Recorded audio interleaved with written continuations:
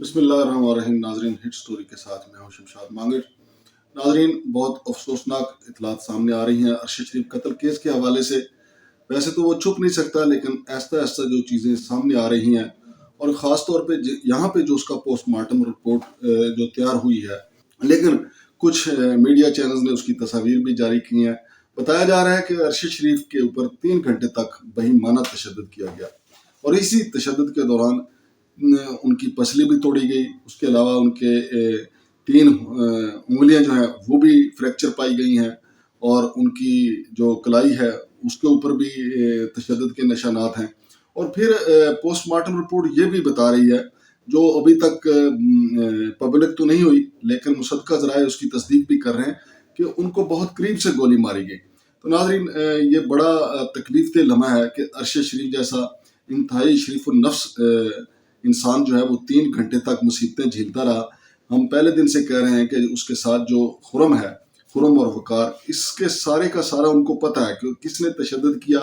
اور ارشد شریف پہ جو 3 گھنٹے تک یہ تشدد ہوا وہ کس جگہ پہ ہوا۔ کیونکہ جو آخری اطلاعات ہیں کہ فائرنگ رینج پہ کھانا کھانے کے بعد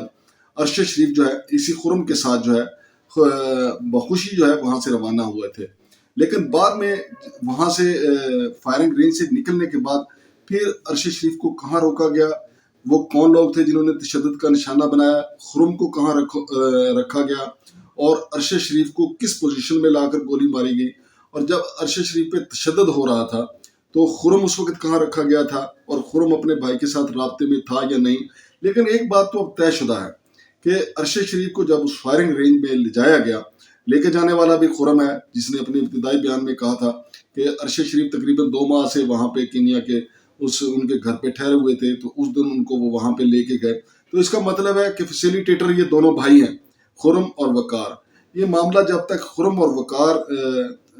سرکاری کسی بھی ادارے کی، تفتیشی ادارے کی تحویل میں نہیں ہوں گے، ان سے پوچھ گچھ نہیں ہوگی۔ اگرچہ ہمارے جو 2 رکنی تحقیقاتی کمیٹی کینیا گئی تھی، وہ لازمی طور پہ ان سے تحقیقات کر کے پوچھ گچھ کر کے آئی ہوگی، لیکن جس طریقے سے تحقیقات ہوتی ہیں اور ملزم کو پتہ ہوتا ہے کہ وہ کسی تفتیشی افسر کے سامنے بیٹھا ہے، وہاں پہ کینیا میں ایسی تفتیش نہیں ہو سکتی، کیونکہ وہاں کینیا کے جو حکام ہیں وہ زیادہ سے زیادہ ملبہ اپنے اوپر ڈالنے کے لیے تیار ہیں، اور وہ بار بار کہے جا رہے ہیں پہلے دن سے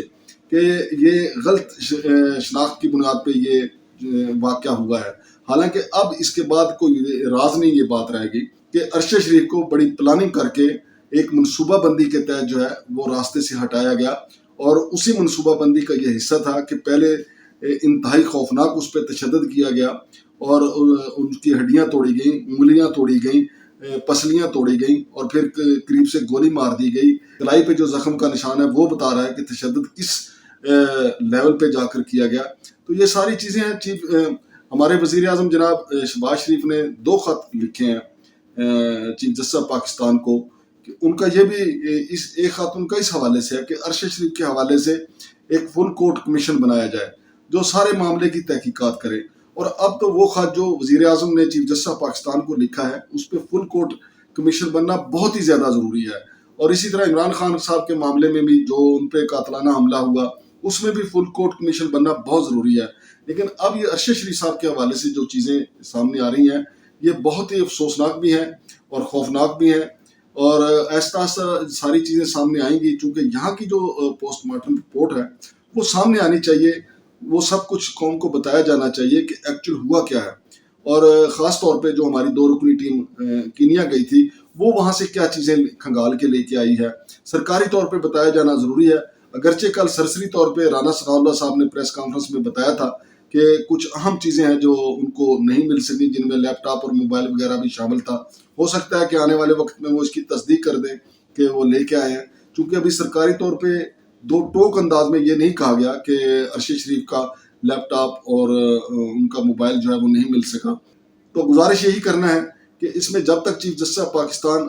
فل کورٹ کمیشن نہیں بنائیں گے تو دودھ کا دودھ اور پانی کا پانی نہیں ہو سکے گا، چونکہ اس میں خوفناک جو ارشد شریف کے جو قریبی لوگ ہیں وہ اس میں شامل دکھائی دیتے ہیں، کیونکہ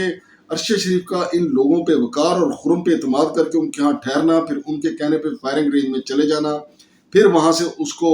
اغوا کر کے اس کے اوپر تشدد کیا جانا یا خرم کی موجودگی میں اس کے اوپر تشدد ہونا، یہ ساری چیزیں فل کورٹ کمیشن میں کھلیں گے۔ شمشاد مانگڑ کو اجازت دیجیے، اللہ حافظ۔